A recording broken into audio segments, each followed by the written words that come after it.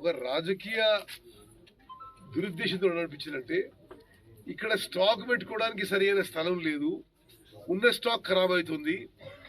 కర్ణాటక తమిళనాడు ప్రభుత్వాలు కొనుగోలు చేస్తామంటే అక్కడ కాంగ్రెస్ అక్కడ డిఎంకే ప్రభుత్వాలకు ఏ మంచి పేరు వస్తానో, ఇక్కడ స్టాకు గోడౌన్లో మురిగిపోయినా సరే వాళ్ళు అమ్మడానికి నిరాకరించిన టీఆర్ఎస్ ప్రభుత్వం. అధికార పార్టీ అండదండలకు పెద్ద ఎత్తున రీసైక్లింగ్ రైస్ ఒక మాఫియా నడుస్తుంది.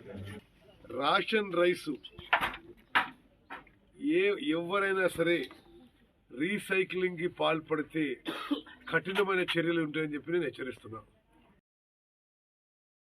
ఈ స్టాక్స్ లో కొంత కర్ణాటక తమిళనాడు ఇతర రాష్ట్రాలకి అమ్మడానికి, ఇక్కడ కూడా ఓపెన్ సీల్ చేయడానికి ఒక పారదర్శకమైన మెథడ్ చేస్తున్నాం.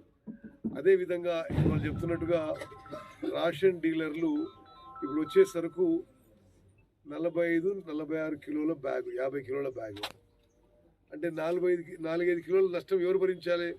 వీళ్ళైతే భరించలేరు కదా.